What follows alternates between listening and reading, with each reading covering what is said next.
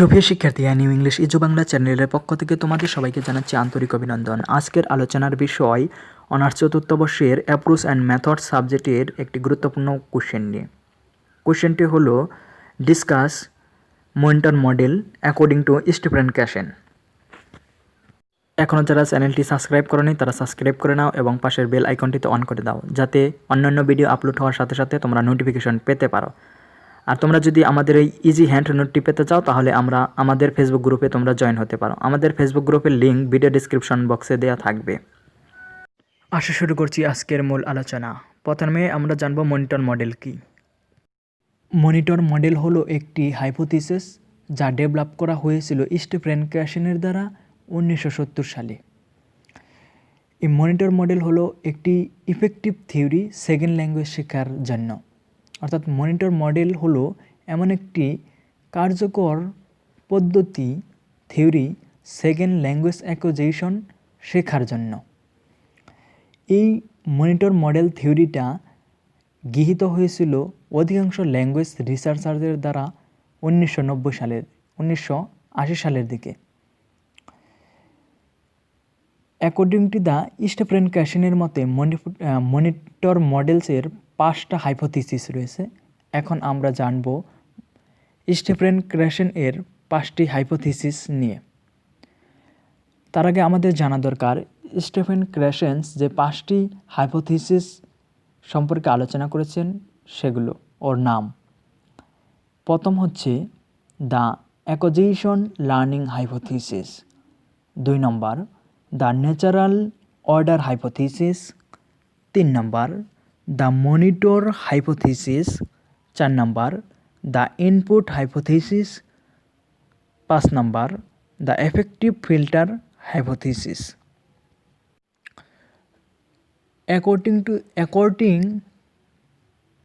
Learning hypothesis অনুযায়ী Stephen ক্যাশেন মনে করেন যে কোনো সেকেন্ড ল্যাঙ্গুয়েজ অ্যাকুইজিশনকে বাস্তবায়ন করার জন্য ডেভেলপ করার জন্য 2টা মেথড রয়েছে। তাদের মধ্যে 1 নম্বর মেথড হলো অ্যাকুইজিশন, 2 নম্বর হলো লার্নিং। স্টিফেন ক্যাশেন মনে করেন যে এই অ্যাকুইজিশনটা ঘটে যখন লার্নার পিক আপ ল্যাঙ্গুয়েজ ইনস্ট্রুমেন্টকে তাদের চারপাশের পারিপার্শ্বিক অবস্থা থেকে সেগুলোকে দেখে। এই ল্যাঙ্গুয়েজ অ্যাকুইজিশনটা ঘটে ন্যাচারাল প্রসেসের মাধ্যমে, এটি সাবকনসিয়াসলি ভাবে ঘটে থাকে। উদাহরণস্বরূপ একজন শিশু প্রথম তার মায়ের ভাষা শেখে অটোমেটিক্যালি। মায়ের ভাষা শেখার পর একজন শিশু সে আস্তে আস্তে অন্যান্য ভাষা শিখতে থাকে। মায়ের ভাষা শেখার সময় একজন শিশু গ্রামাটিক্যাল রুলসের পরোয়া করে না এবং তারও কোনো সময় গ্রামাটিক্যাল রুলস শেখার দরকার হয় না। কিছু কিছু ক্ষেত্রে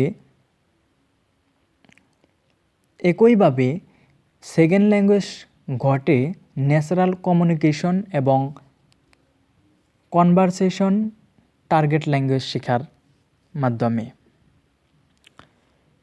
সেকেন্ড ল্যাঙ্গুয়েজ ঘটে লার্নাররা কীভাবে শিখে ফর্মাল ইনস্ট্রাকশনের মাধ্যমে এবং এরর কনস্ট্রাকশনের মাধ্যমে। অর্থাৎ learning the second language happens in the conscious state of mind.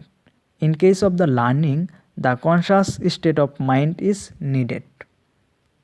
তাহলে এতক্ষণ আমরা এই দ্য অ্যাকুইজিশন লার্নিং হাইপোথিসিসের মধ্যে কি বুঝতে পারলাম? আমরা যা বুঝতে পারলাম তার সারসংক্ষেপ হলো স্টিফেন ক্যাশেনের মধ্যে লার্নিং হাইপোথিসিস হলো 2 প্রকার।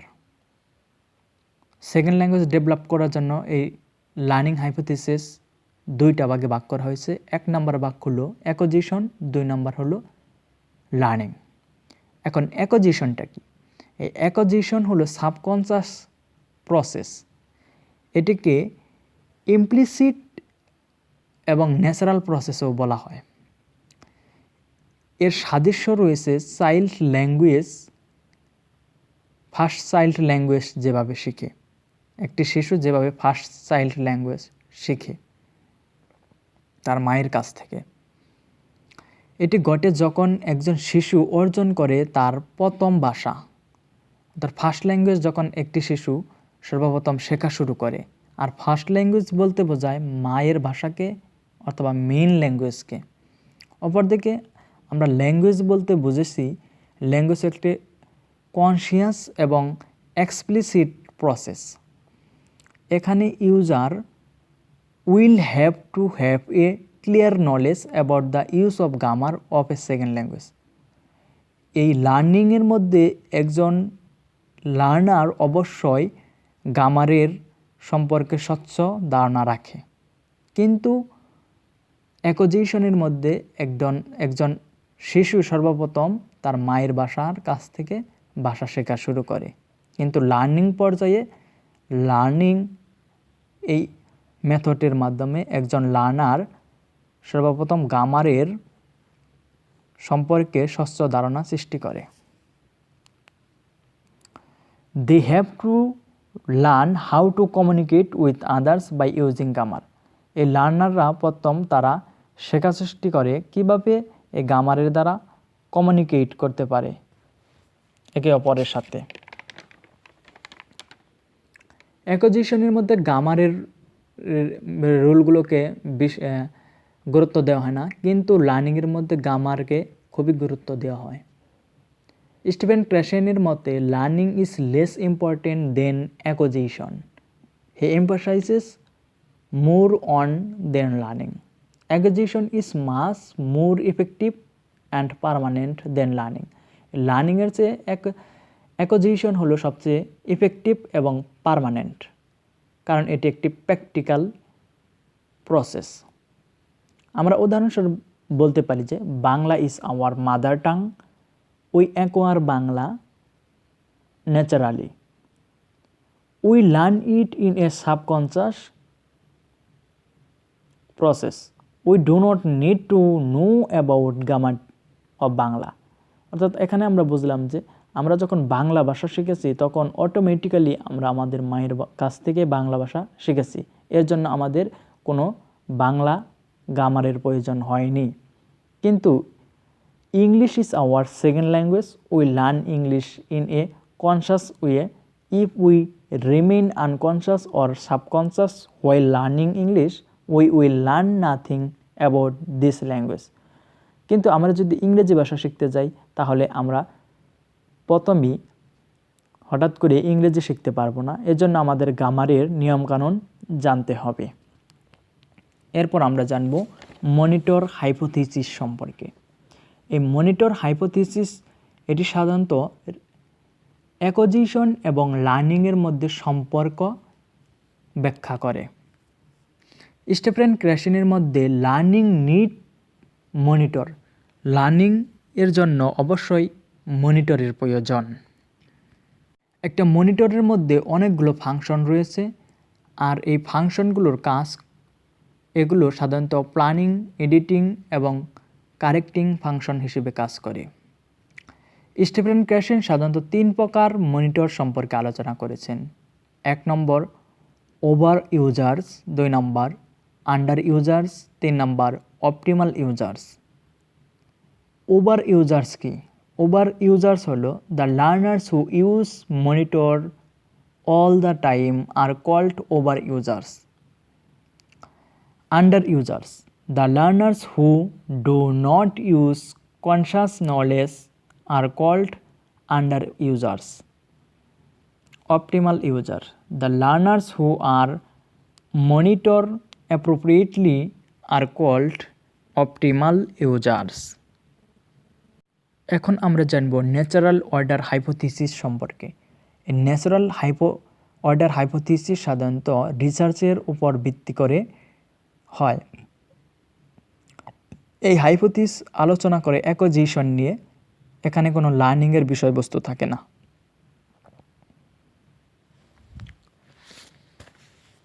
In case of developing the second language গঠন করার জন্য গ্রামারের কিছু কিছু রুল মুখস্থ করতে হয়, আবার কিছু কিছু রুল আগে মুখস্থ করতে হয়, কিছু কিছু রুল পরে মুখস্থ করতে হয়। গ্রামারের যে সকল রুল আগে মুখস্থ করতে হয় এবং যে সকল রুল পরে মুখস্থ করতে হয় সেগুলো নির্ধারণ করা হয় লার্নারের বয়স অনুযায়ী, ফার্স্ট ল্যাঙ্গুয়েজ ব্যাকগ্রাউন্ড অনুযায়ী। উদাহরণস্বরূপ আমরা বলতে পারি learner need to know the use of articles, present, simple and negative sentences. Next, they learn the yes or no question before they learn the WH questions.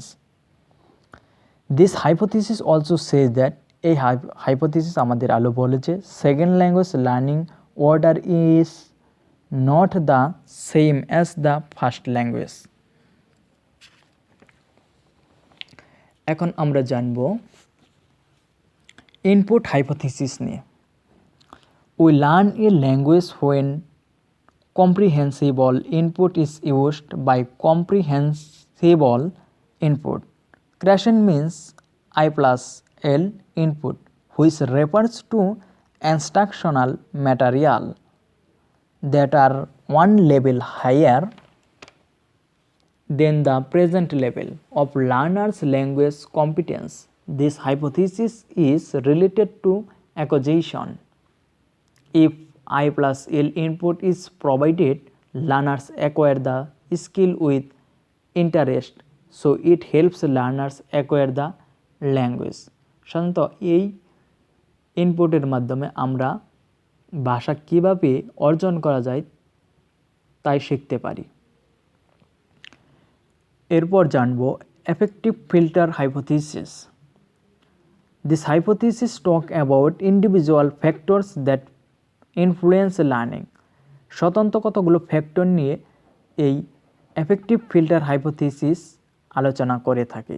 In case of developing the second language learners motivation, anxiety and self confidence play an important role. এক্ষেত্রে সাধারণত লার্নারের motivation, anxiety এবং self কনফিডেন্সকে প্রাধান্য দেওয়া হয়ে থাকে। Stephen ক্রেশনের মতে if the second language learners has high motivation, inspiration and self-confidence, his acquisition of the second language acquisition will be easier than who has low motivation, lack of inspiration and lack of self-confidence. এখানে Stephen ক্র্যাশন বলেছেন একজন learner যেমনিভাবে high motivation শিখে, inspire শিখে এবং self confidence শিখে language acquisition ব্যবহারের দ্বারা, কিন্তু সে যদি সেকেন্ড ল্যাঙ্গুয়েজ ভাষা শিখতে চায় তাহলে তার অবশ্যই লো মোটিভেশন, ল্যাক ইন্সপাইরেশন এবং ল্যাক সেলফ কনফিডেন্সকে ত্যাগ করতে হবে। Actually low motivation, lack of inspiration, lack of self confidence work as a mental block in case of developing the second language. So we can see that creation theory plays a vital role in acquiring a second language. It has proved itself acceptable and realistic. To acquire a second language, his theory can be applied effectively. If the learners follow this theory, he can acquire a language easily.